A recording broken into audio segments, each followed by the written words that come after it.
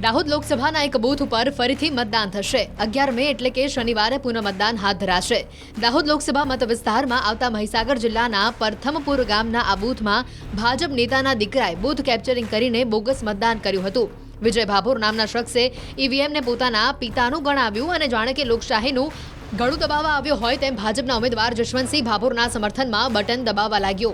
ભાજપના નેતાના દીકરાની આ કાળી કરતૂતના કારણે 1224 લોકોએ ફરીથી મતદાન કરવાનો વારો આવ્યો। બુધવારે આ વિડીયો વાયરલ થતા વિવાદ શરૂ થયો। વિજય ભાભોરે બૂથ કેપ્ચર કરી લાઈવ સ્ટ્રીમિંગ કર્યું। આટલું જ નહીં, લાઈવ સ્ટ્રીમિંગમાં બોલ્યો, મશીન આપણા બાપનું છે। 2-5 મિનિટ સાહેબ જે ચાલે ચાલો તો આપણે બેઠા છીએ, આખા દિવસનું ચાલે જ છે ને, હમણાં દબાવી એનું લૂંટાઈ ગયું। ચાલવા તો આવી રીતના ના ચાલે, બીજેપી જ ચાલે ભાઈ, ભાઈનું જ ચાલે। વિજય ભાભોર એટલે વાત ખલાસ, એક જ ચાલે ભાભોર। મશીન બસીન બધું આપણા બાપનું જ છે, મશીન હે આપણા બાપનું જ છે।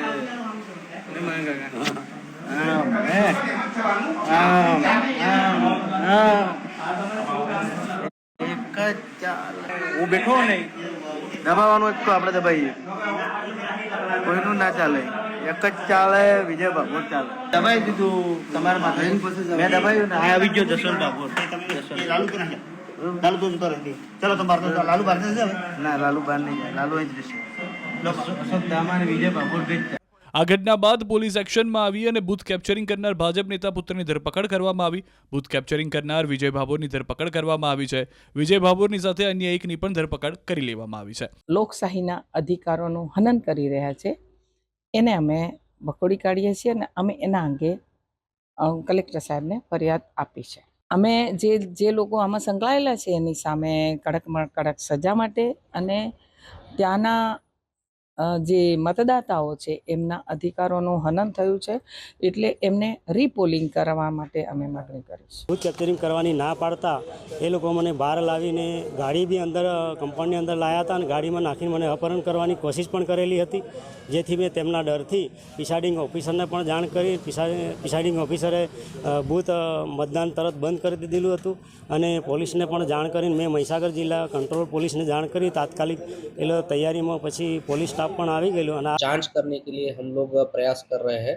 तो वहाँ महिसागर के पुलिस तंत्र जो है वो भी अपनी तरफ से प्रयास कर रहा है, वहाँ के डीओ जो है वो भी अपनी तरफ से इसकी चेकिंग कर रहे हैं और हमने भी योग्य जगह पर उसको भेजा है।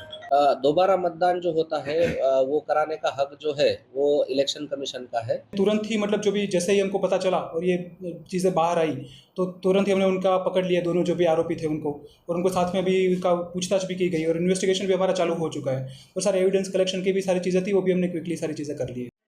લાઈવ સ્ટ્રીમિંગમાં ભાજપના નેતાના પુત્રના સત્તાના નશામાં જોવા મળી રહ્યો છે।